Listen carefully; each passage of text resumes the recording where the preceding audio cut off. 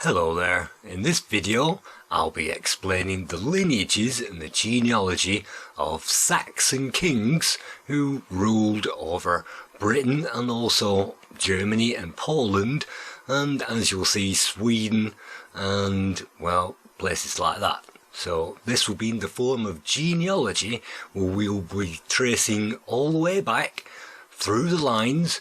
And you can tell I'm pretty nervous doing this because it's not something that I usually do, so you'll have to bear with me. There will be markers in the description if you want to get to the interesting bits. We'll be looking at King Arthur, we'll be looking at Odin the Great, or Odin the Old, and we'll also be looking at all of the lineages like Charlemagne, the Ostrogoths, the Visigoths, the Vandals, and also the Kings of England. So that's a pretty long haul, and if you're interested in genealogies of kings, or if you're interested in any of those subjects, then this video may be for you. So let's begin at the start.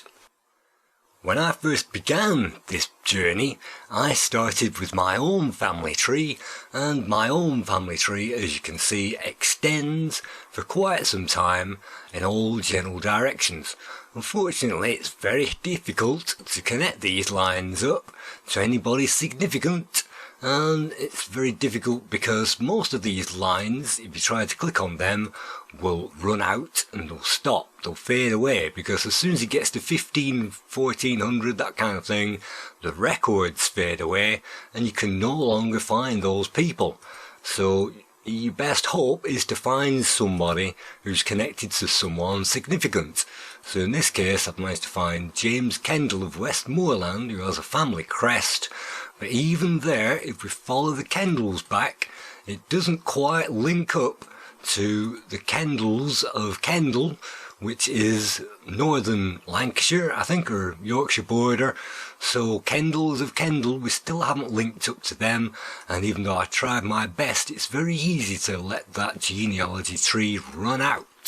And even if you do find landed gentry like Richard Middlebrook, even that, it simply runs out and these people disappear into the backwaters of history. So it's very difficult to check these names and to get all these names correct. And so the best way of finding your way through to ancient history is to get there by connecting somewhere that has a bit of lineage. And my name's Daniel Waddington, or Waddington, and my lineage goes back all the way to the Lords of Waddington. Henry Waddington here had a massive estate, and we go back through that heritage all the way back, and you can see they're married into a number of families. That leads all the way back to Lord Walter Waddington, all the way back there, Lord. And at that time, the Waddingtons owned everything from the Trough of Bowland through Clitheroe and all the small villages, and also Padiham and Great Harwood and Clayton Moors and Accrington and Haslingden as well. So that's a huge chunk of land that Walter Waddington had and carved up all along down the centuries that disappeared. And as per usual, that line runs out and we don't absolutely know where all that heritage disappeared to, but we do know for a fact that all that land was captured by one guy, and that one guy was known as Waddington, and he was a guy that came across from Engerland in Herefordshire, North Rhine, and he invaded England. He built Wadder Castle and retired in Lincolnshire. And Waddington is a separate story, but he basically landed in Whitby, took over Wakefield, which is now Wakefield, moved over to Waddingham, which is now Padiham. He took over Warrington, which was Waddingham, and he also created Waddington Village. So all that area belonged to Waddington, the tribal leader, and so all of that land heritage must have been passed down through some kind of landed gentry. You don't just give that amount of land away to anybody, and that's how Walter Waddington more or less got it all intact all the way back in 1161. So we can take a pretty good guess that Waddington was in fact the direct ancestor, even though we don't know those names and it's pretty shaky. It's a 75% chance that they originally descended from the guy that took it over somehow through his children. So if you follow this back and follow the descendants of this guy back, then I found all of these lines on the genealogy trees that are already on the internet, and look at that, it leads all the way back to Odin the Old, also was known as Woden, and he was born in Asgard, which was the town or region where he was in Romsdal in Norway. And so Asgard is basically the home of the Asir tribe, and Gard I think means home or region or castle, so that was a town called Asgard, and that was very near Uppsala, which is in that kind of region. But anyway, according to that, he was born in Norway. Not sure exactly how much we can take that as truth, because of course it's been handed down through 2,000 years. But what we do know is he was around Uppsala, so if you see Uppsala spelt similar to that, then you know that these guys are the guys in Sweden, and it's the guys that we're talking about. So this is what first led me to Odin the Old, and Odin the Old, as you can see, has a lot of children, and the story goes that he put all these kings onto the thrones of Europe, and I followed these ancestry trees all the way down to the ancestors that I'm going to show you in this video. But just some background, Odin, who ended up around here, was supposed to be the king of the Angles, or the Aegir tribe, or the Geats, and they basically migrated from this region of the Mediterranean. Because what happened was, minus 70 BC, the Romans who were here attacked Romania and Hungary and Dacia and Thracia in this kind of region, and they kicked out the tribes, the Geats, that were hanging around this region, who were there, no idea where they came from, but they migrated north along the edge of the Black Sea. And also 70 BC, the Romans, led by another general, marched into this area, and they kicked out the natives and they marched north. And both tribes coalesced at a place called Tanis, which isn't in the middle of the Egyptian desert like Indiana Jones. Tanis was actually a town, actually right here it was, on the corner of the Sea of Azov, right there in the corner, right at the mouth of a huge river, which is the River Don, I believe. So right there, Tanis is where these two groups coalesced, and they turned into a migratory force which was held back by the steppes of Russia, and also huge mountains over here which led them first of all into Russia, but then they went down and they took over the lands, and they went all the way through to Denmark, and then they took over Sweden and Norway. And that's where Odin comes in, because this huge migration didn't just happen overnight.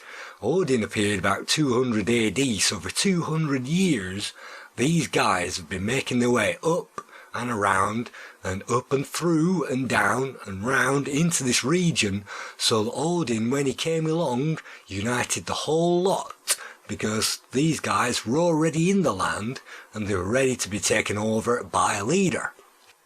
That led him to become the first ruler of Scandinavia. Now this map is pretty old. This is from 300 AD. You can see Hunaland, land of the Huns, and Hunaland is quite recent. It didn't last long, so you can check that out. That's pretty recent to this story. And Rygotland is basically the middle of Denmark, which was split up into three eventually, and Walland was the name of, well, before that, Gaul. That's meant to be Gaul. And so the Romans kicked out all of these guys. So if we get rid of that and pull up another slide, we can see maybe in the middle of this area, this is one of the regions where I think they came from, Frisia, which was later the name of Holland and the Netherlands, Frisia or Frisia. And I believe that this tribe in particular thought that they were connected to Troas, which was the land of Troy, because that comes up in so many ancient stories, it can't just be a coincidence. So they were related somehow to very, very late kings of Troy who had no bearing on the rest of history. But these guys, the Geats, and those guys remembered them, these guys from Galatia were actually Celtic tribes that had migrated there. So we don't think that they are the guys. The guys that we're talking about were tall and they had long red hair. So that's these guys, and again they were booted out by the Romans very unceremoniously, and they eventually went north along this line, along the line to the Black Sea. And that's where we'll pick up the story, because Odin's line is very curious in the fact that we don't know where it came from, but we do know the after effects, and I've marked down on this family tree the lines of Odin. So before we get to that, before we get to the nitty gritty and the interesting part, let's just do a bit of a diversion. While I've got your interest, let's just see how easy it is. And let's click on Attila the Hun. And I can't spell Attila, it's with 2 T's apparently. Attila the Hun, the Scourge of God, is on my tree. You can see he was, well, he managed to get to Hungary, which was Pannonia in those days, and that was taken over by, well, the Ostrogoths and the Goths and that kind of thing.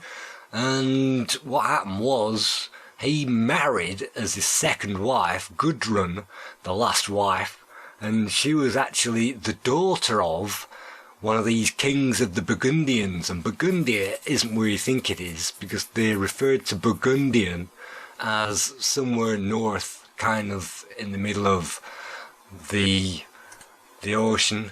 And some people even say that Burgundia is actually the name of this island here. And this island here, so it really gets confusing sometimes as to what they're talking about with Burgundians. It doesn't necessarily mean Burgundy, and in this case I think we can assume it refers to the Burgundian tribe, and they didn't come from Burgundy, they came from up north, Burgundians. So they were having a problem with the Huns, so they said, let's poison him. So they married off this woman and somehow they poisoned him. He got a nosebleed, he died. So that meant that was more or less the end of the Hunnic Empire. But you can see he's husband of the 4th great-grand-aunt of wife of 3rd cousin 35 times removed. And that means we're not really related to this guy, which is a shame, but it's the fact. So let's move on to somewhere else. Let's move on to Alfred the Great. And Alfred the Great, well, he died in 899 at Winchester, Hampshire, of an illness, possibly Crohn's disease.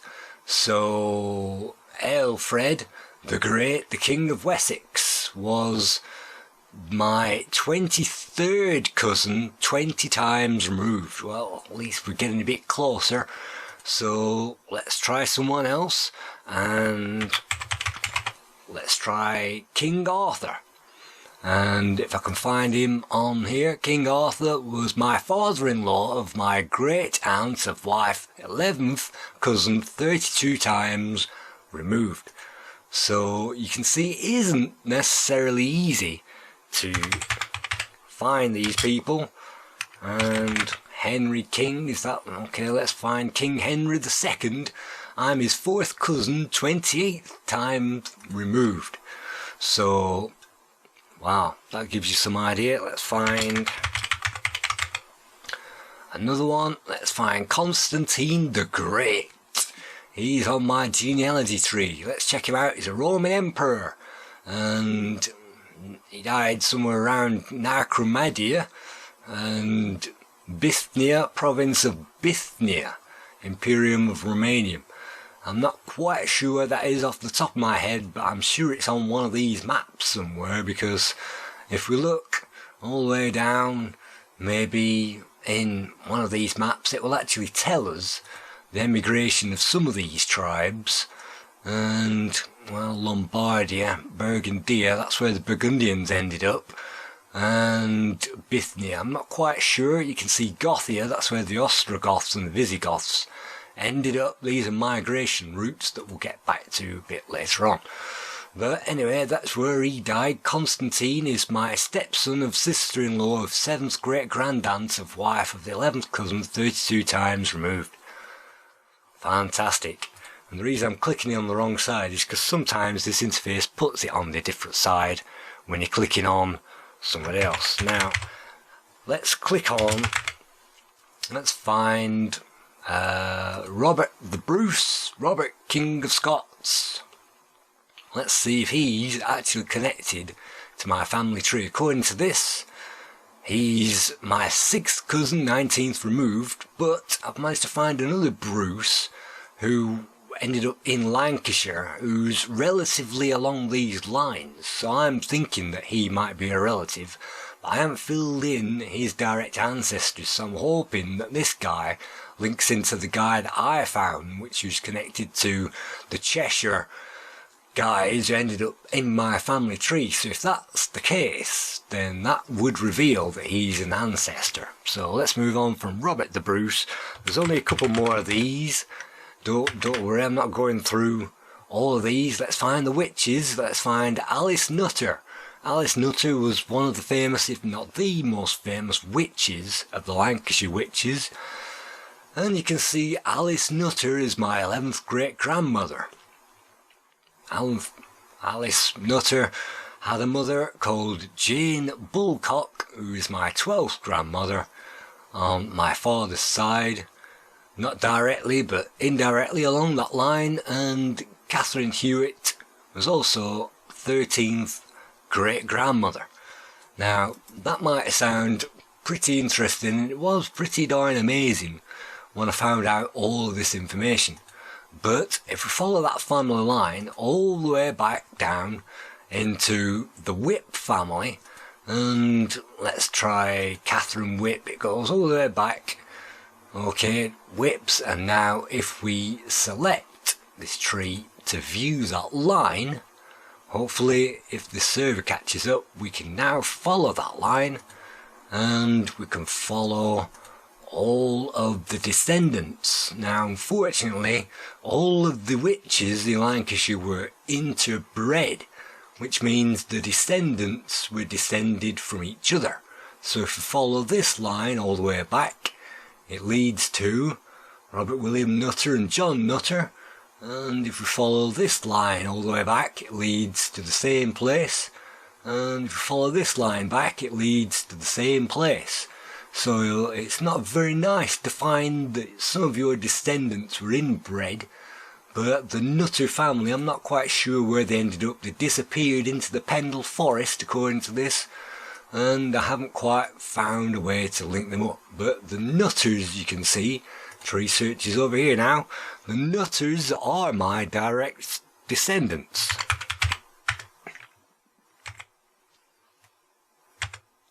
So let's click on the penultimate one of these. This is Charlemagne. Charlemagne, he descended from Charles the Hammer of God Martel, King of Franks. So that's good enough for me. Let's click on Charlemagne and we find he's our 34th great grandfather. That's a direct line to Charlemagne. And then finally we get back to Odin the Old, who you might have already noticed is my 42nd great grandfather. So it's not easy finding a line out of all these people, but it is possible, and it certainly is possible. So from Odin the Old, let's get back to my family tree, and we've gone through the origins of Odin. And you might have already noticed, if I can get this thing to work, that Odin has lots of lines. The king of the Danes, one of his sons, he got Jutland, Rygotland and Hermundry land, which was altogether known as Denmark, and he leads to a Cambridge line and also a Merovingian line. And there's also a Tolkien reference there because he translated this tale of Skeefer into English. That's why there's a Tolkien reference. He put that in a book. So this is the Merovingian line. That's where they come from, apparently, or are descended from. We also got this guy who went into Norway. And don't forget, if you follow all these descendants' line, they will eventually end up in the original Denmark kings that goes back to our Denmark kings. So this is where that line ends up. Same with Norway. They got taken over by Sweden, and then basically it's the same line all the way down, and they get took over by these guys, the Yngvi, if I'm pronouncing that completely wrong, the first king of Sweden. That goes down to Harald Fairhair, which was the crossover king, which all the kings of Sweden are descended from, or something like that.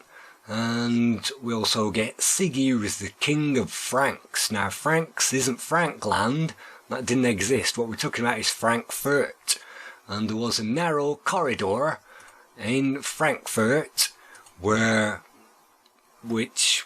something like that. It was from here all the way down to there, and that included Frankfurt, and that was called Frankland. So that's where they basically got that from. They took over Frankland and they called all of that King of the Franks. Don't quote me on that, but I think that's how it happened. So that's Frankland, and that eventually got took over by the kings of the Netherlands, which we might get back to a bit later on. Beldeg, he was king of West Germany, and his descendants raided Northumberland and Mercia and Wessex. And Wegdeg, he was king of Saxland, east kind of Germany, and he had descendants who also ended up being descendants of Mercia and Anglia and the Kent lines. These are the kings I'm talking about, not just people. The kings of Northumbria, Mercia, Wessex, Saxony, East Germany. So in order to find those kings, I've called them all Raiders. Raiders of the Lost Ark. So let's click on the first raider and let's work our way down through the raiders. This guy's Eric, or Oric II. Eric the Child, what did he do? He led a great army to East Anglia in 865. He conquered York, and this is very much later. This is 830 we're talking about here, but he was a later raider, and he raided this land when Northumbria was already well and truly established as a kingdom. So let's move on from him, and he's just a light raider. Let's move on to the actual kings of Northumbria first of all, and we get to Isa, and he was a Viking raider, and he took over Northumbria. He got as far as Eopa of Bernicia, and he was a tribal leader in Bernicia. And then we get to the kings of Bernicia, of which Ida was apparently first king of Bernicia, and he built a castle. He ruled for 12 years and built the Bernician capital of Bamborough Castle. So he built a castle. So from him we get his direct descendants. So this one has an Arthur link. He was killed at in a battle by Iriel of Reged, son of Ewan Mab Uriel. So he was linked to King Arthur, which we'll get back to a bit later on. But if we have a look now at that tree, these are the kings of Northumbria. We click on him, he's the 5th king of Bernicia. And so, well, actually, if we click on his file, eventually one of these kings, if we go back to Ida perhaps, will lead on to the kings of Northumberland. Here we go, the 1st king of Northumberland, he went to, let's click on the 4th king of Northumberland. Okay, so now, if we view that, we can see the kings of Northumberland, who were in Northumberland, they ruled over Northumberland, and before them were the kings of Bernicia. So let's follow that line back, let's see where it goes.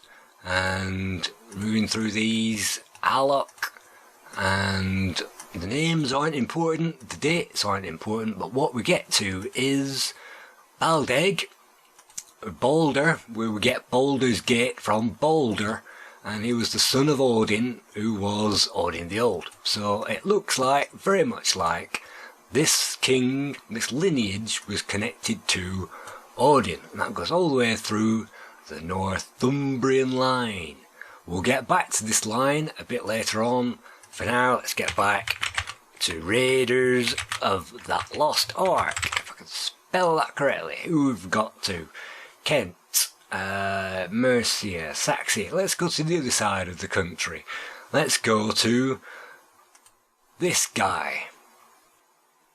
And here we are at this guy. This is Cerdic, king of West Saxons, the 1st king of Wessex. He was the king of the Geat tribe, who were a tribe, and he was a Saxon raider of Hampshire.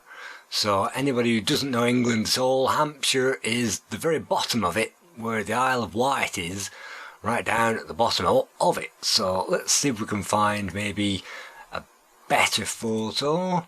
And you can see the Isle of Wight there. So Hampshire, Southampton is basically Hampshire. That's the region that we're talking about. So we were in Northumbria. This is the kings of Northumbria, Bernicia. You can see the kings of Bernicia took over Deria. They took over the whole lot, and then they relocated to York. And York was definitely a place before they arrived, and it was taken over because it was Ebroke before that, Ebroke or York, and it turned into York. So Ebroke, we'll come back to that. Mercia, we're looking at the Mercian kings, the East Anglian kings, and the Wessex kings are the ones we're looking at right now. So they started off round here. The 1st king of Wessex. So let's have a look at him, Cerdic. And looking at his profile, we can see he moved on. Don't forget, if it's a C in old language, that usually means it's a K, because C and K were basically the same letter. They didn't really have C's and K's. So anyway, that's him, Cerdic, and he came from this one. So if we follow these kings along, who do we get to? Let's just follow his descendants a little bit. Cerdic king, we'll just follow the king line. It's not really important who they are. King, prince, king, and he was a king. Keelwyn, maybe it is, Keelin, and he was a king, so that led to a prince. And don't forget, these people were eventually taken over, but the Wessex kings, if we follow that line back, it will eventually lead, maybe I haven't filled it in, but it'll eventually lead to the kings of Wessex who took over the entire country. So Wessex kings are important, but the reason why we're all here, the reason why we're even looking at this in the first place, is to look at the line. Let's look at the line. So they landed, they were Saxon raiders, and their descendants also, these descendants took over the Isle of Wight. So let's follow the line back, and you'll find Wessex dynasty, Whig, and let's go back through these. Brond, son of Baldeg, and that obviously leads to Odin the Old, king of Saxonavia. So we can see directly, no matter where they came from, no matter where their ancestries lie, you can see that the kings of Wessex lead directly back to Odin. So again, let's try another one. Let's type it in again. Raider.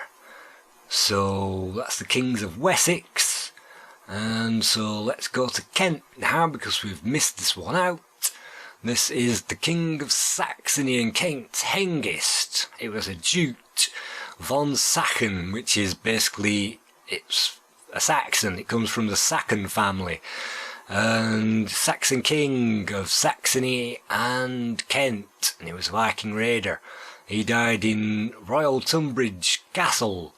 So maybe they even invented that, and he goes through the kings of the Saxons. So Odiodacer, whatever it's called, Heartwater, and he was king of the Saxons. You can see Saxons is carried on through that line. He was in the Wolfingus tribe. You can see Witter here is connected to the Wolfingus, and the Wolfingus tribe, if you follow those back, leads to Odin, first king of Scandinavia.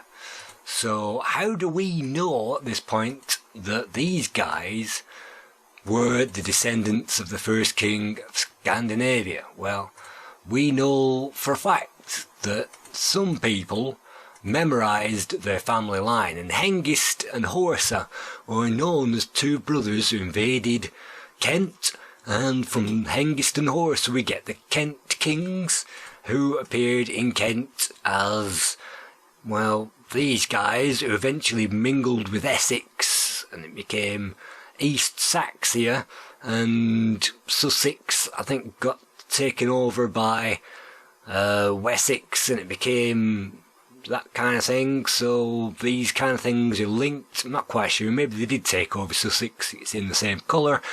So that meant that there was a migration, and it pushed the English guys all the way to this side, who were called the Britons, all the way over to this side of the map. And there wasn't much. There was Dumnonia over in this country, which ended up being called Devon.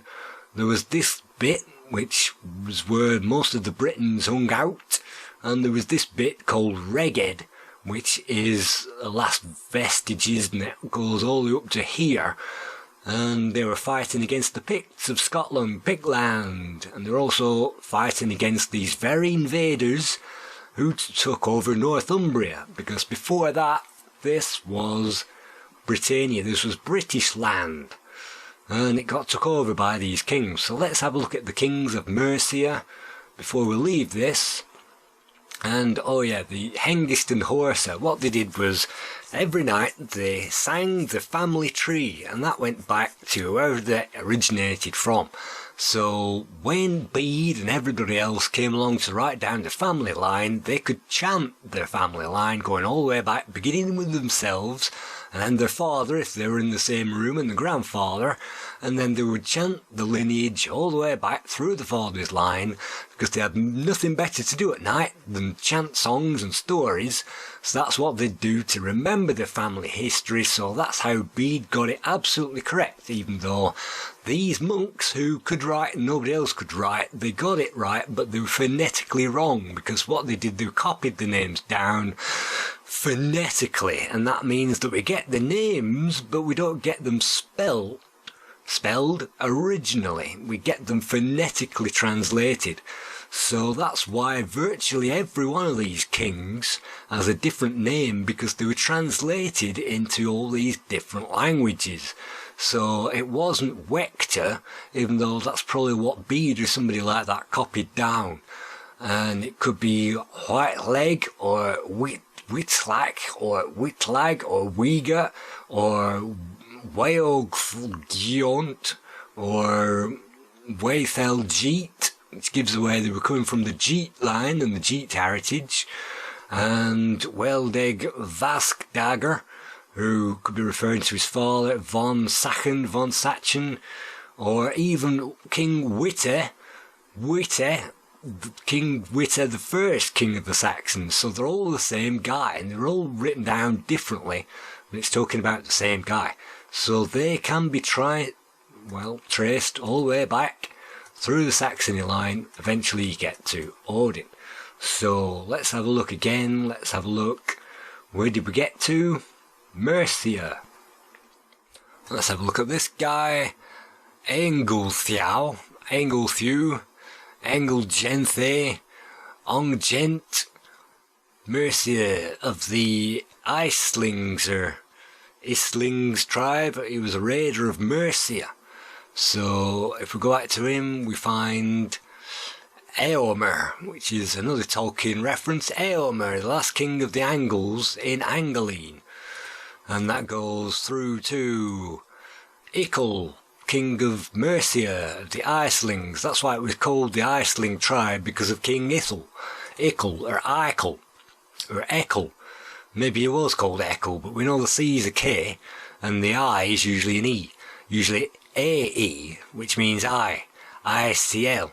That's why we get all these different pronunciations in the first place. He leads down... Where does he lead down to? Anybody famous at the end of this paper trail? King of Mercia, King of Mercia. Well, it leads to all the kings. Let's just say that. It's a long kingly line. So if we follow that all the way back, what do we find? We find Whitleg, we find Veldeg, we find Odin. So he come from this Viking Saxon raider, and I'm going to be referring to the Vikings as the Geats from now on probably. And he was descended from Orf, Orfa, and Orfo, and Odo, king of the Angles and Denmark. He was part of the Mercian line, and the later Islingas, or Eslengio, depending on which country you come from. So anyway, that's followed, hopefully, all of these raiders. Have I to bother go? Well, yeah, Anglia. We haven't covered Anglia, which is this region here, East Anglia. What happens? Well, oh yeah, we have Hengist horses. Is that the ones? Let's have a look. This goes down to Herp of the Angles of the Wofingas tribe. That sounds familiar, doesn't it? So that leads to these guys of the Wofingas. Follow those all the way down. It gets to King Tilka, Tiltla of the Wofingas. So if we follow those back, this is the first king of East Anglia, Wilhelm. Before him, he was descended from this guy.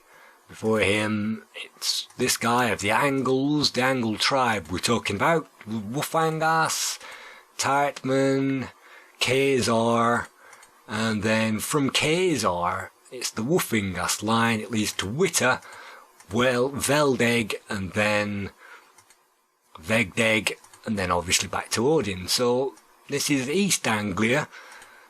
So he leads back to Odin, him, this guy over here as well. So the later ones just raided what was already there. So it's pretty clear from this map what happened. The guys from 70 BC coalesced into the Geats known as the Goths. They migrated through all these lands and eventually took over all of this lot known as, well, Scandinavia, or whatever they called it, Odin's land. And then from them, their kings were the later kings that we knew. But what happened was, between 70 BC and 200 AD, the guys that came over here and down here and ended up in here, and the guys that came up from here and then ended up in here, kicked out the Goths who are in this region here. And the Goths is separate from the Geats. It's a separate tribe, even though it's got a G in front of it. So the Goths in this area moved out, and they went to Poland, around about this area. They took over all that region. They went south, and then from there, well, that's the Visigoth story that we'll hopefully get to. Let's, well, we can even get to that. Let's check out the Goths. Ostrogoths. Let's pick out a later name. And what have we got? Aeltharic, king of the Ostrogoths. He was in Italy. So Aeltharic, and he was Aelthric and Wideric, and the V is usually a W because they didn't have a V in those days, but they did have a W and a U. So some of these things might even be a U. Videric, and then yeah, you go back through the line. Where are we now? Ostrogoths, and this splits up. Let's follow the male line of his wife, and Amal is a tribe.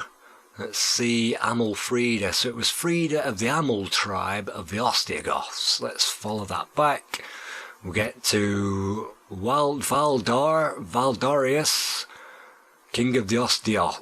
He was in Pannonia, which is Hungary, because if you remember, they went, if I can zoom out of this thing again, if it's even possible, the Goths got booted out of this land and ended up in this part of the region, the Black Sea, and then they went into Hungary, which was Dacia, and then some of them, looking at the Ostrogoths here, got really angry with the Romans and took over the entire lot. So at that point, the Ostrogoths ran Rome and all this bit, and they had an avenue, a corridor to Poland, where they eventually got booted out from Gothia. So that's where the Ostrogoths come from. So let's follow the wife. Let's see where she comes from. 4th king of Ostrogotha, and we managed to get to the 2nd king of the Ostrogoths. We've managed to go back to Hunuil of the Goths, he who is immune to magic, the 2nd king of the Ostrogoths. Wow, so if we look at him, somebody's put a nice picture there. View the picture. Well, I don't know why I'm looking at this, but anyway, you can see by this point, the Visigoths and the Ostrogoths are still a separate tribe. They're on the north bit of the Black Sea, which is this bit, which is where they've migrated from, south, and they originally came from Thrace. Well, no, they didn't. That's where the Geats came from. So the Goths were filling in the vacuum from the Geats. That's what actually happened. So, yeah, they, around that time, were on that shore, and then we go back to Ostrogoth the Patient, and by the time we get back to Isarna, the man of iron, he was king, that's Roy, king of the Goths, formerly of the Gauti tribe, and of the Amal clan. So he was there, and you can see Goth right in that corner. That's the Black Sea, the north now of the Black Sea. And do I have that? Well, I don't actually have that here, but that's where they are. So Amala, king of the Amal tribe, apparently of Asgard, the fortunate formerly Asgard tribe. Ah, right, well that's Asgard tribe. So it looks like they were the tribe that got booted out of Asgard. That area that the, what do I call them, the Geats moved into.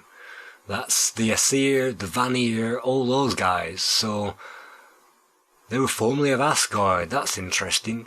So what about this guy then? He was in Poland, and then we get to Aragis of Asgard of the Goths. He was born and died in Poland.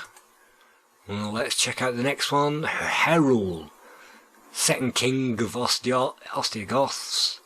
And then we get to Gapt of the Goths, otherwise known as Geata or Great Geat, I'm not quite sure.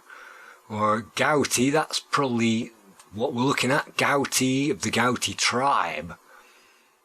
Definitely rings a bell. He was king of the Ostrogoths in Ostrogothia, which is East Gothia. So where did the Ostrogoths come from then? Well, it's a good question. let's bring up the map and let's see if we can find out where the Ostrogoths and the Visigoths actually came from. So this area, Sweden, Norway, Denmark. Let's zoom in on this region and let's see if we can spot where the Ostrogoths came from.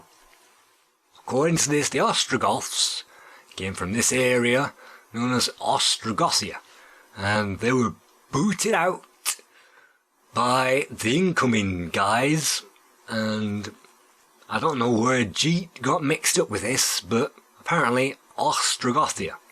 And the Visigoths probably came from this kind of area, which is known as Vestra Gothia. Now Ostra just means east, and Vestro just means west. So West Gothia, East Gothia, and this is also known as Gothia. And Smaladia, that's definitely a tribal name, and Viking, that's another tribe. So yeah, these places were known as tribes, but this is East and West Gothia, and that's where the Goths came from. And the Visigoths, I think, came from this area, which is Halland. So they came from Gothenburg. That's why it's called Gothenburg. It's one of the oldest places in this area. It's a massively old place. And the Vandals came from that area. And there was another tribe that mixed with the Goths, the Baruti. If I'm remembering that off the top of my head, they came from this area, which is also known, you can see, Gothaland. So look, gaps of the Goths. So you can see the Goths, the Ostrogoths, that we've managed to trace, if I can get this thing to work, all the way from the end guy, the Goth guy at the end, who was in Italy. We've managed to trace him to this guy. So let's get to the Vandals. The Vandals. Let's pick a nice late one. So, well, he doesn't seem to have any descendants, so Vandals, King of the Vandals, 490, and let's pick this one. Vandals. Well, we've got a woman, Princess Vandale, Queen of the Thergi, which was another tribe. The Thuringi was another tribe. So the King of the Ostrogoths. Let's see if we can find Vandal. Vandal.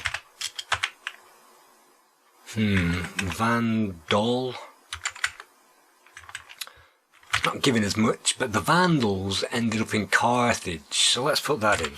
Carthage. Here we go.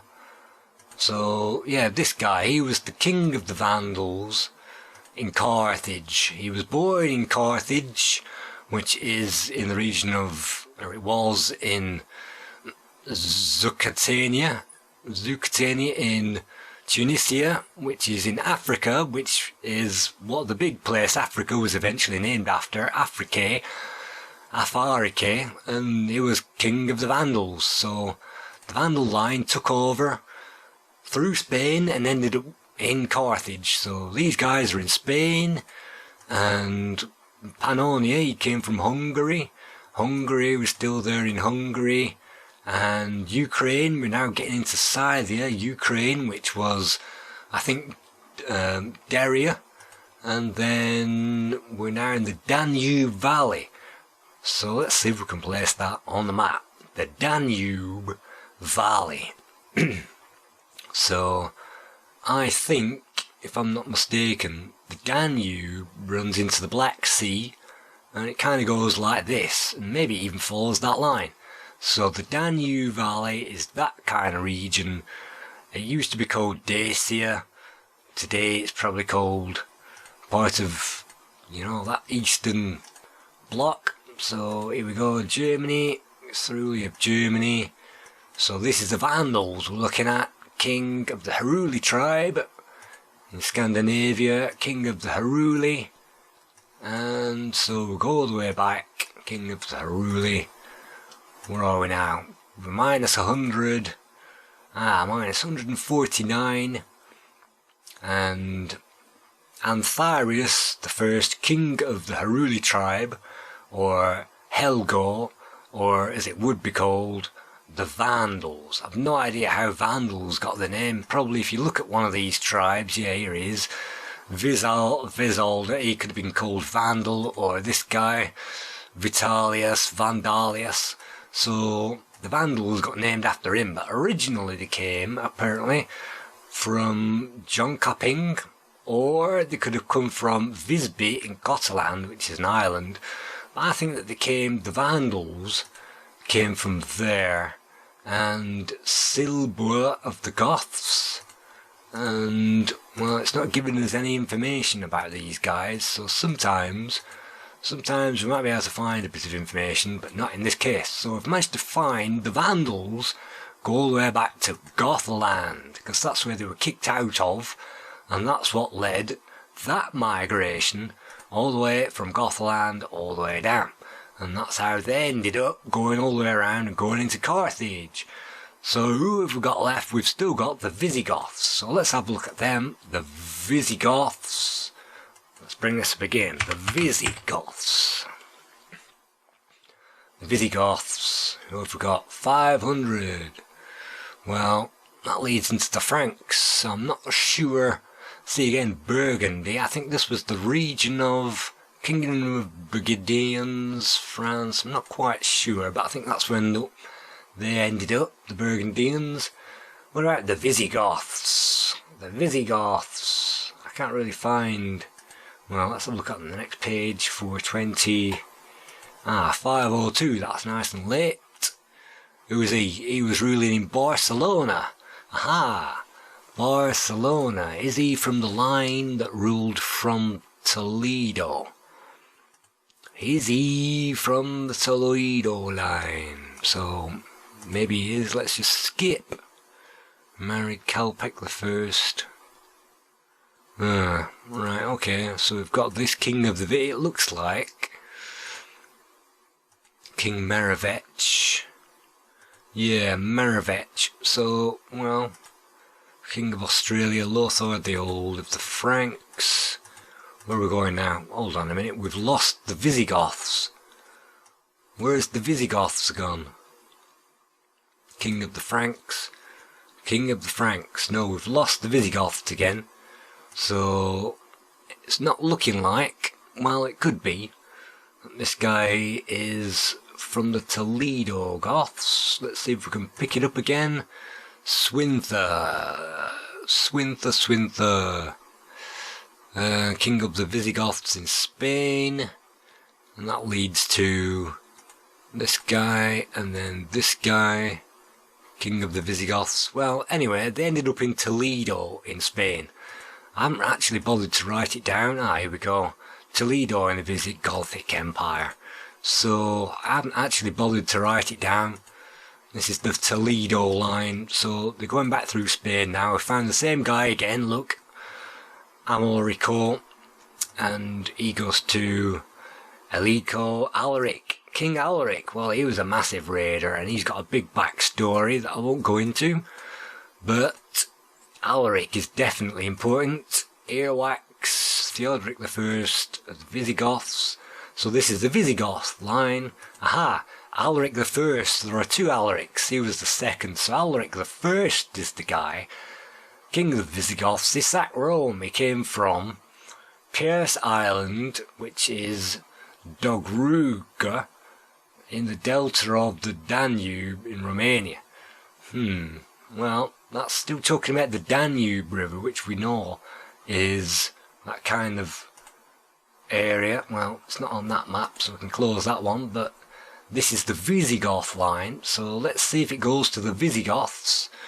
Which one are we following now? Well, let's see now. So one of these, I recall the second, and he goes back to this guy, who goes back to King of the Visigoths, who goes back to this guy, Nevia and Nidada, Prince of the West Goths. Well, West means Vestra. He's from Thervingian tribe. Merovingian, Prince of the Visigoths. So we get back to here, same guy, and then from him we get to Filmer, King of the Baltic Goths. He was king of the Baltiga tribe, who came from the island I pointed out, and the West Goths, known as the Visigoths. They were in Poland at that stage, and I do have that map. By that stage they were here, Visigoths and ordinary Goths, so they were definitely split. And the Burgundians, look where the Burgundians are now. I mean, this isn't Burgundy we're talking about, this is Burgundia. And I think they came from, well, I think the middle of this island over here. So that's where the Burgundians have ended up, and these are the other tribes. So that gives you some idea. Let's go back to the timeline. He was Yuki, king of the Goths. He was born in Gothia, and look at that, 80 AD. And Odin came along in 200 AD, but they were migrating from minus 70. So about 100 years later, they got there and kicked him out. And he was the son of Bernic, the king of the West Goths, or Vestrogothia, Gothland Island, or Vestrogothia. So we still don't know if it's the island they're talking about, Gothland, or actual Ostrogothia. But anyway, that's the king of the Visigoths. Phew. So the Visigoths, the Ostrogoths and the Vandals were displaced by the raiders that we've seen already. And the raiders, as we've seen already, went from that land, and when Charlemagne came along, Charlemagne booted out all of the pagans from this area because they didn't want to convert to Christianity, and they went up into this area and it was running out of food. There was a massive famine, and I've got that on the timeline somewhere. The king, which descended from the Danish kings, which descended from Odin, was the Danish king, and they had to ship him out on boats. So where did they end up going? Well, they ended up going where they'd been going before, about 400 AD, which is 200 years after Odin. They started migrating. As you've been watching the numbers of the raiders, let's just bring the raiders numbers back up. The raiders, 400 AD, 450, 460, 425, and the later ones came in 800, 400 there, 450, 425, and 830. So you're looking at between 400 and 460. And so that gap of a few years can't just be coincidence. So when they migrated and took over Northumbria, Mercia, East Anglia, Wessex, Sussex, then that meant that the people of this, the Jutes, the whatever it said in the middle, Rygot land, and then whatever it said, Hurundi, whatever it said, they moved over and they took over all that land. And we can trace them all the way back to Odin, as we've seen on the thing. If we follow them down from Odin or back from Odin, that's where all these guys ended up. That's how this bit ended up with this, and Andalusia is the bottom part, which was always getting raided by Vikings, which was these guys. So just before we go on to Arthur, then let's have a look at a few kings. Stephen the First of England. Let's have a look at him. Stephen the First of England. He came from Etienne Henry II, Count of Blois, or Blois, how it's pronounced. He came from Theobald III and Odo II, Odo I. So let's follow this line down and let's see where he goes. This is the lineage, and oh no, it's run out at this guy, Count Theobaldi of Chartres. So we can follow this line all the way back through the Chartres region, and we also notice Adel Vermandois. So this is a family line that we can trace back, and that leads back as far as I know, to the Merovingian line. So even though we haven't linked this up, this is rumoured to be king of, I think it was Pepin the Great, or one of these Pepins who came later. So he's linked to the Merovingian line. So that's at least something. Let's click on William the Conqueror, and let's find William the Conqueror's line. So going to this, William came from Normandy. He came from Robert the Magnificent, Duke of Normandy. So let's find him. He came from Robert Longsword. He was the second king of Normandy, who descended from Rollo. And Rollo is a big long story, because this line, who I'm going to call the Eystein line, because, well, a lot of these guys came from Halfdans and Eysteensons and all this lot, Eystein, Iverson. These guys from Norway were, well, part of the Sea King line, and you can see he's Jarl, which is king of Oppenland, and also of Hedemark. Hedemark, I'm not sure, I'm pretty sure that that's Norway.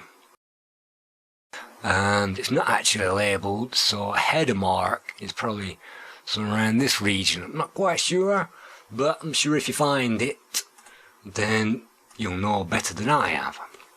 So anyway, these were kings of the Orkney Islands. And let's see, Halfdan the Aged. And now we get to Swede here, Svengi. He was a sea king. He came from Romsdal again, which was the seat of Norway. And from him we get to Oppenland.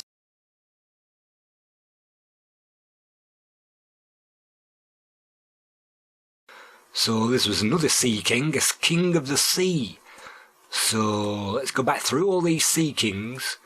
And hold on, that's a Gotland there. King Thori Snareson, Snerosinius of Kviland, which is Finland, who was also known as Tori or Thori or Torre or Tora, king of Gotland. And Gotland is that little island that we saw in that bit here, Gotland. I think that's what it means, because he's a sea king. He hasn't really got much, but let's not get that confused with Gothia.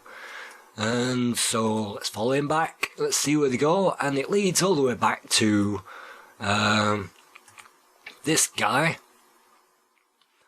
Fornjot, or Fornio, or Fornarter. He was king of Kvenland, which is Finland. That's where it is, Finland, and from him we had the Sea King. So if we look at him, according to the ancient myths, he had a son called Kari, who was, well, symbol of wind apparently, and we know Fjorn Jotson, so it came from him, and also Iger, who was also ruler of Scandinavia, ruler of the sea. I'm not quite sure about that, Scandinavia. And also Logi, who was a fire giant. So from them, they were basically sea kings. So this line here, if ever you see Rollo mentioned, Rollo is in Normandy. These people are actually descended from the kings of Normandy. We're looking at William the Conqueror. So William the Conqueror is not descended from Odin. Get your head around that. He's descended from a separate load of Vikings who actually came from Finland.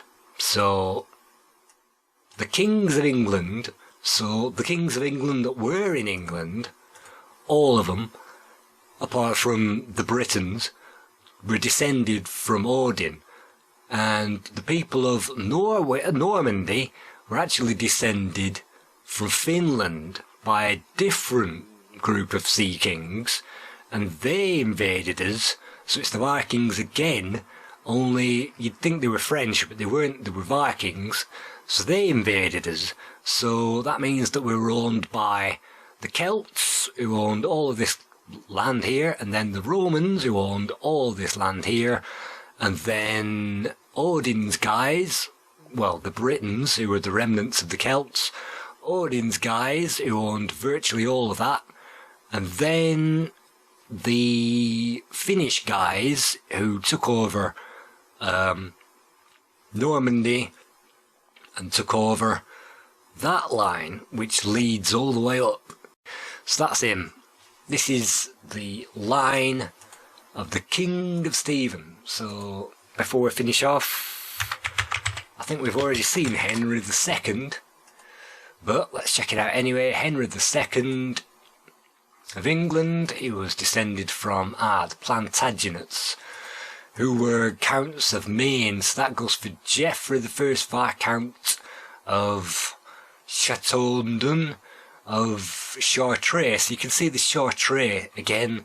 So that's William the Conqueror, and that's Henry, and that's Henry II. And then who else? Is there any more kings of England? Well, Charlemagne. Let's have a look at Charlemagne. He links all the way through, I think we've already looked at this one, to the kings of, well, we don't know about that. Let's go to him. Alright, we don't know, but they end up in Metz, which was Frankland, I think, and that's why they call it the Frankish Kingdom. So Metz in Frankland was somewhere near Frankfurt, so they kind of took it over, and it was actually the natural people from Frisia, which was the Netherlands. So Frisia, this area here, the Netherlands, took over this area, and they bred Charlemagne, king of the Frankish people, i.e. Gaul.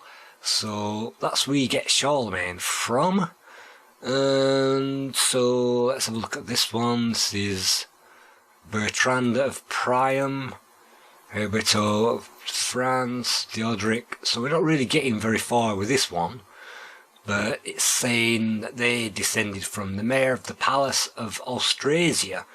So the mayors of the Palace of Austrasia was a big thing, and they took power away from the actual kings, the descended kings of West Germany. And if you follow the kings of West Germany from Odin, you only get as far as the people who ended up going into the Palace of Austrasia. So let's have a look at Clovis. From him we get hopefully the kings, and if we can find Clothamere. No, it's not finding any kings. King of Austrasia, aha, King of Metz. So we're here at the King of Metz at 5 whatever. So the kings of Metz and all these people, and from him we get, well, it's almost a dead end, but you can see I haven't really connected this up. These guys linked to the Visigoths. So the Visigoths were breeding, and interbreeding. Where do they come from? Francia. This is Clovis, the great Merovingian king of the Franks. So from Clovis we get all the way back to, let's see, yeah, these guys from Toxandry. And I don't think, I'm not quite sure, but I don't think I've got a map of Toxandry, which is here, which is Frisia. And Germanic Tungi. Well, this is kind of, yeah, really, this is it. The Tungi, or that kind of tribe, were in Toxandria, and that's where they were, and they basically took over this bit. And Marcia, well, maybe Metz, you know. So the Toxandra tribe, let's follow those back. And it's going to run out at some point. We eventually get to King Huno, or Suno, king of Salane, the Scambrian tribe, Empire, which is east or west Franks, whichever way you want to look at it, which is at Toxidre, which is the Netherlands, and it's the Merovingian line, which refers to the Merovingian line, which goes back to Clovis, the great of the Merovingians, and all the rest of the Merovingians. So I think I've gone off the Merovingian line here because I'm supposed to be going to Charlemagne, and he, well, blanks out, doesn't he? And so let's go to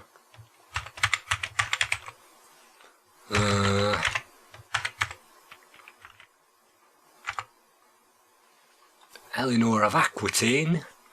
Let's just follow this line back. She goes to Robert II the Pious, King of the Franks. And look at that, on her mother's side, or his father's mother's side, links back to Rollo, you know where that goes, back to Finland. And then on her father's side it goes back to Poitou, Duke of Aquitaine. So the Limousin in Charentes, is that Chartres again? And it was, well, it looks like he died in Paris, poisoned by order of King Charles III the Simple. So following this line, it looks like Eleanor of Aquitaine is one of these people who has lots of lineage. And so King Charlemagne, so this is Charlemagne, King of the Franks. King Charlemagne leads to Charles Martel again, who's already, I think, leading to Charlemagne. Let's look at that preview. I'm pretty I'm pretty sure that he links to Charlemagne. Caroman. Well, maybe whatever. So the last thing we need to look at is Arthur. And Arthur is a guy that many people will be familiar with as King of the Britons. So we've established now, before we leave this, let's summarise again, that we've now established that these people over here, the Romans, came from, well, where did they come from originally? Somewhere over here. And so they got took over by the people that eventually emigrated and came back over here, and the Franks were took over by the Netherlands, and Normandy were took over by the Finnish, and eventually that leads to Britain. So we can also have a look at this, which is a supposed king descendancy line of the East Franks. We've already looked at Sunno or Humo. Let's find him, King Sunno and Heldrick. So apparently he goes back through the generations, through the kings of the Franks. And I'm not quite sure if that's true or not. Before we leave this section, let's have a look at the migration patterns of the Goths. They came from this area, they ended up going down here, taking over this area, the Black Sea, and then they migrated through here. They went all the way through here and tried to take over. You can see the Thuringians are in this region by 908, so they've moved from here, Thuringia, and they've moved now to here, and Thuringia, and you can see the Franks of Frankland are now in Frankfold, and the south, what do you call them? Geats or whoever turned into the Swabians, so Swabia actually turned into Switzerland. I know I'll get it eventually. So you can see Austria, Switzerland, and the Lithuanians under Lothar, and the Lotharingian dynasty, the Lombard tribe under the Lombardia tribe, which didn't come from here, I think it came from there. The Burgundians, now I've come all the way, the Burgundians are down here, from up there, and the Goths. So this is where the Goths ended up. They went through Spain, took it over. So this is the migration route, and so I think that just about covers everything up to the invasion of all these guys that went all the way through and invaded England, and that just leaves the English map, which I don't think I have here, but basically there's Reged that we haven't looked at already, and Reged was Arthur's territory. So if you want to find Arthur, there's the front door and there's the back door and there's the side door. So let's have a look at the front door first of all. Let's see if we can locate the mythical Arthur, King of the Britons. So Arthur, he was descended from, let's just type it in, Old King Cole. Old King Cole was a merry old soul. A merry old soul was he. Called for his pipers, because they didn't have pipes back then. They didn't smoke anything all the way back then. They didn't even invent tobacco by then. So he called for his pipers, he called for his bowlers, maybe they played the big drum, and he called for his fiddlers 3. So that's what happened, and Old King Cole links through the front door into the lineage of Arthur. But if you don't have Old King Cole available on your tree, you can always use the side door. So let's get back to the kings of Northumberland. And, well, let's just type. Well, it's been an absolute long day. Let's see if we can find the kings of Northumberland. And we know for a fact that the kings of Northumberland all come from the same line. So Ethelfrith, king of Bernicia, or Bernicia, as we've established it was called, Bernicia. So that means that his descendants, if you want to find Arthur, you look at his descendants, he married somebody called Aki of Deria, and his descendants led to Oswald, the 4th king of Northumbria, and Oswig, the 5th king of Northumbria, depending on if you think that the 2nd king of Northumbria was actually Isla, or how do you say, Isla of Mercia, who took over as the 2nd king of Northumbria. That's why he's the 1st. So he's either the 4th or the 5th king, and I've put a marker here because this is Arthur's line. And this line in particular is interesting. If we have a look at the 4th king and get back to Ida, you can see Ida. In this one, Ida gave birth to Theodoric, the flame bearer of Bernicia, the 5th king of Bernicia. A thing here, Arthur, because he was killed in the battle, I've said this already, by Irian of Reged. So that gives you a clue that Arthur, which was around this time, and Gawain, this was actually, O's can be transferred into E's and also G's, so this was Gawain, Sir Gawain. So we know that we're on the right line. What we're going to do is go back to the kings that we've already seen, and as I said, the 5th king, I've got a marker here, of Ethelfrith of Bernicia, who was the 1st king of Northumbria, so the 5th king has a connection. So he married a woman, Rainfelt of Roythador. So, Roythador, well, that kind of Royth Arthur. That seems to be suspicious, doesn't it? I wonder what that wife leads to. Well, let's click on the wife. We're going through the side door to find Arthur. We've gone through the king of Northumbria. We found his wife. So she was born from a guy called Royth, Royth. So, Royth of Rune was a Celt.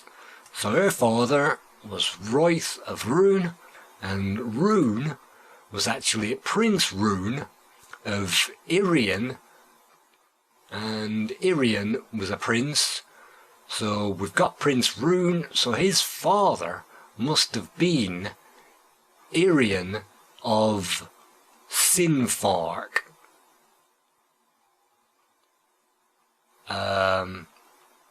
Perhaps that means King Brenin. He's from Reged anyway. And he was also known as Viren. Oh yeah, the U's can be V's, so Vuren, Uren, Urian, Uriel, Uren of Reged, and it was also Uwain. Alright, okay, so like I said, the W's can be used, so you put that in, Uwain, Ewan, and that can be an E as well, so double E, Ewan of, oh no, Ewan, that's his son, isn't it? Ewan?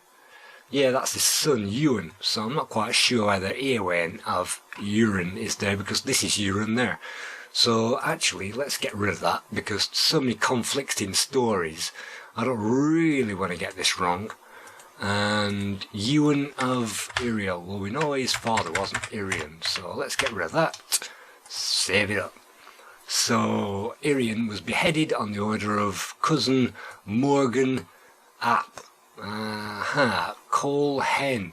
That was a battle from so it's looking like Morgan is his cousin, and Morgan we know is his cousin. We know that Morgan is descended or descends or gives birth to a guy called Mordred, so we know we're on the right lines if we're cousins.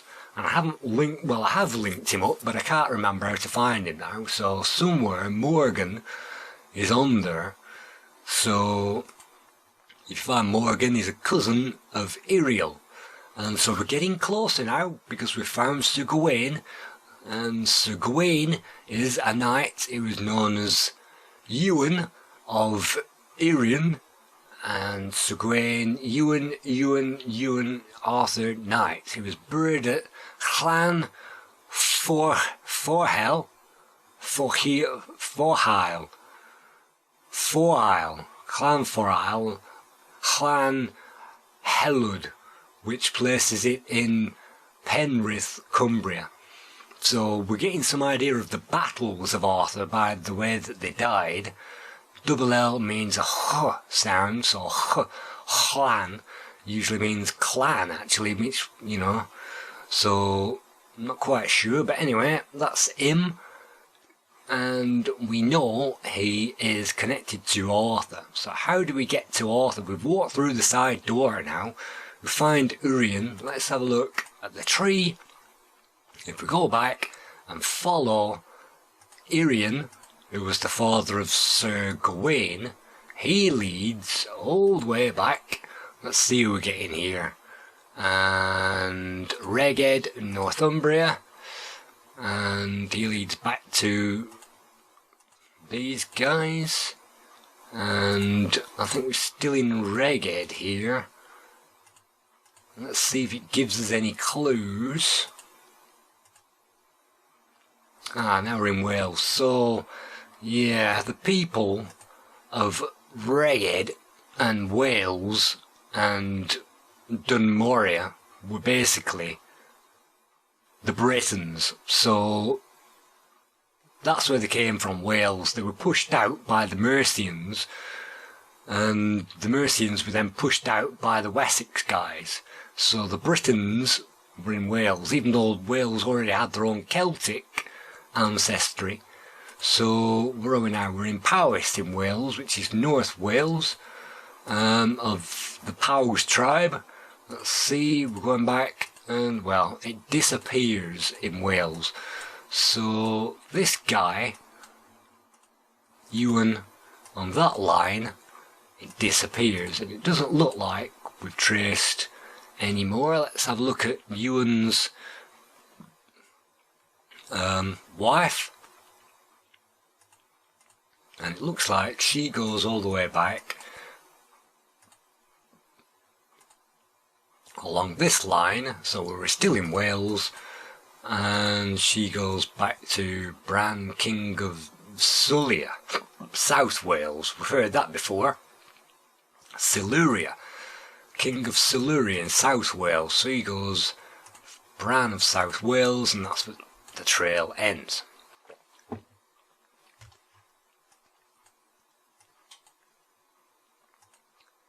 So let's go all the way back to Ewan or Ewan, and let's try to figure out how we can get to Arthur from here. So this is Gawain, and this is his father. Let's go through his father's father, and there is nothing that seems to be in order. So let's go back, let's go through his grandfather's mother, because we know that Arthur was Ewan's brother-in-law. So let's go back through Ewan's, I think it's his grandmother. Here it is, she's called Naifane Virch Bithchan, and that means of Wales, so that's where she was from. And you can see her mother actually was someone called Prost Virch Tudwal. So this is Ewan's great grandmother, I think, on his father's side. So from here, I've coloured this in so that we know this is Arthur, and it branches. So from here it branches into the kings of Dunnonia, which, as we know, is Cornwall and Devon, and those go all the way back. But before we do that, we can see that we've got this line now, and this line goes through his grandmother, apparently gave birth to this guy, which was Saint Gwenllian, otherwise known as Gwendolyn, otherwise known as Gwendolyn, otherwise known as Arthur's mother. Now in the stories, Gwendolyn and Guinevere are married to Arthur, but in actual fact the stories took Gwendolyn from Arthur's mother, who was actually married to Mar Maesvig ap Ser of Cernu of Ebroch, which is, Ebroch is, do you remember, York, Ebroch, York. So Ebroch, which was taken over by the Vikings and called Jorvik. So he was the king of Yorkshire.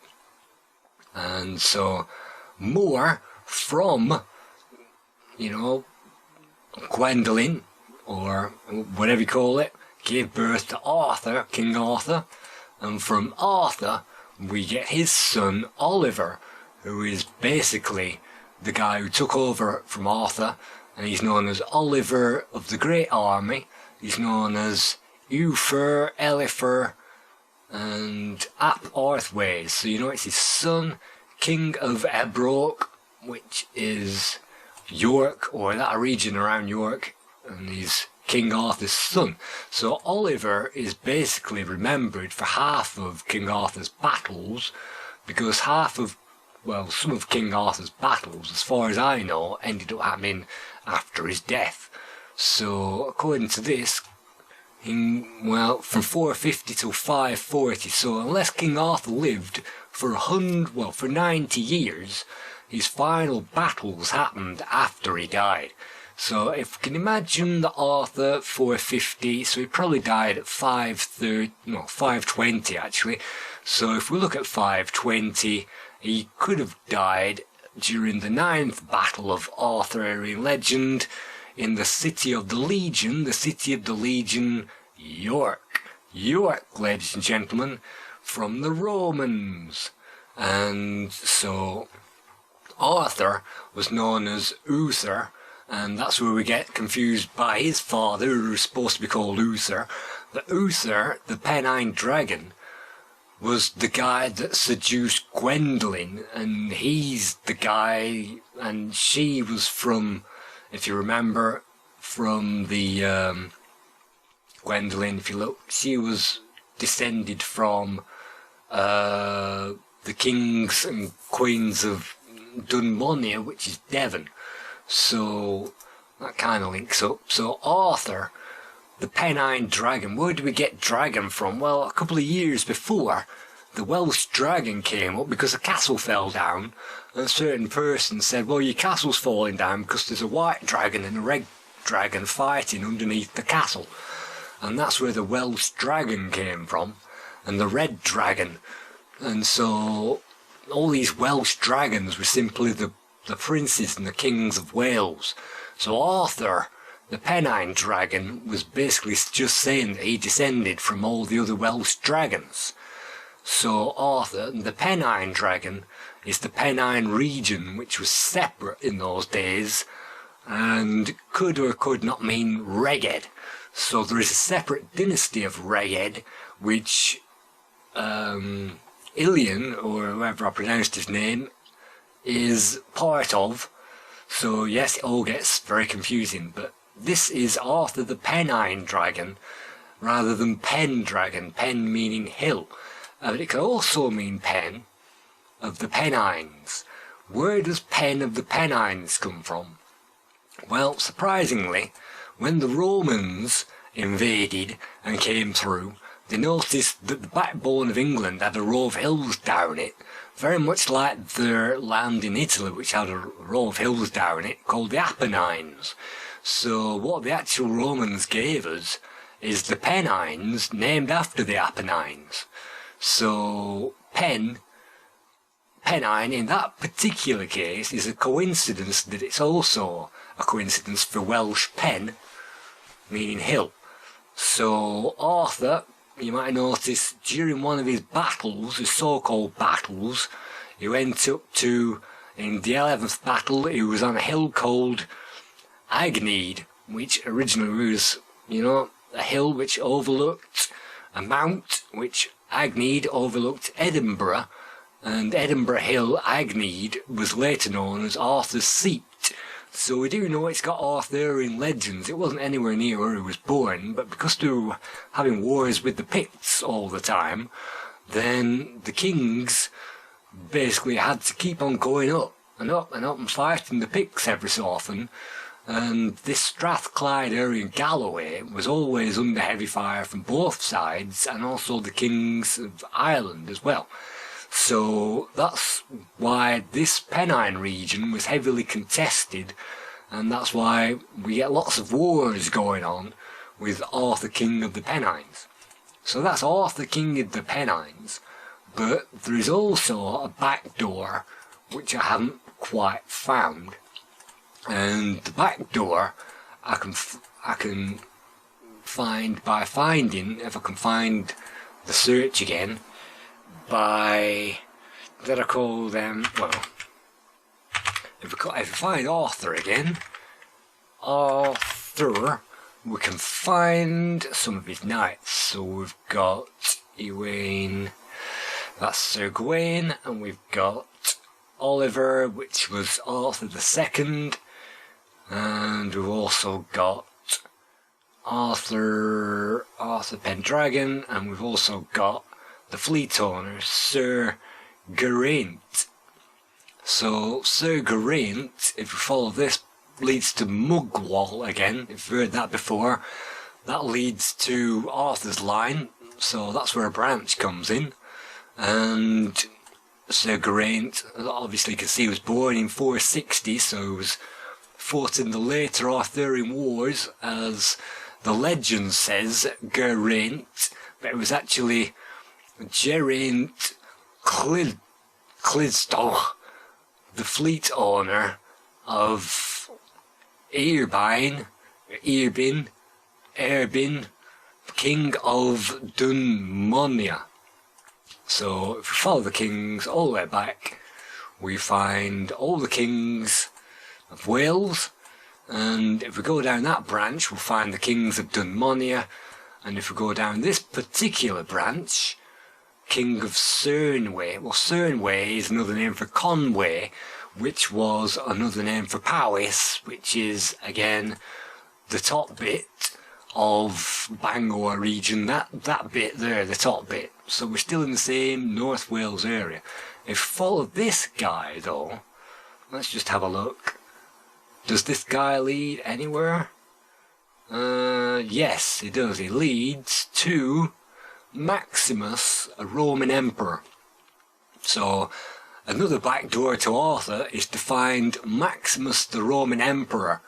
And he, died in the Battle of Milvian Bridge in Rome. And so he's got descendants. He was descendants of Maximilian, Roman emperor. So if you can find him and go through his wife, you'll find his wife came from the father, who was somebody who went on to be the father of this guy, of Sir Geraint.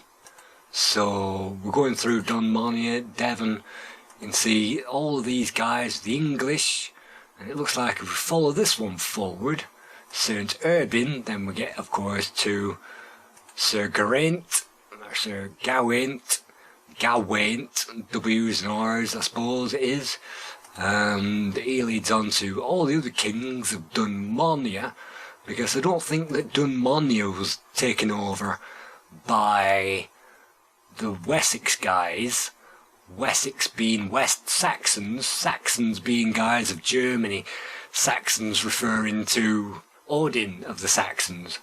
So I don't think these guys were taken over. I'm going through the woman now. And all these guys were basically bred into landed gentry, so of course they all link into each other and eventually end up into each other. So we managed to find Geraint of Dwergarth, king of Dunmonia at 670, and after that it probably goes into Wessex, I'm not quite sure. So that's Arthur. If you want to find Arthur by the back door, you find Geraint, and then you find Tudwall, and then from Tudwall it unlocks everybody else. So that's the ancestry, hopefully, of everybody that we found. The kings of England and Charlemagne, the Vandals, the Visigoths, the Ostrogoths, all of the raiders into Britain, and we've looked at all of the maps, we've looked at Lancashire Witches, and we've looked at my descendancy through all those guys, and their basically pedigrees and their lineage going all the way back. But we don't know where the first guys came from. We think they might have been Scythians, and Scythians might mean that they go all the way back, but they are undoubtedly probably not connected to the Holy Land, as probably was thought, and ancient Troy, which goes back 2,000 years BC, 3,000, 4,000, as we thought, and they were probably connected to the ancient Dacians and Thracians, hence Thor being an ancient king of Thracia. So we don't know, basically. They could have even originated from the original Celts. So thank you very much.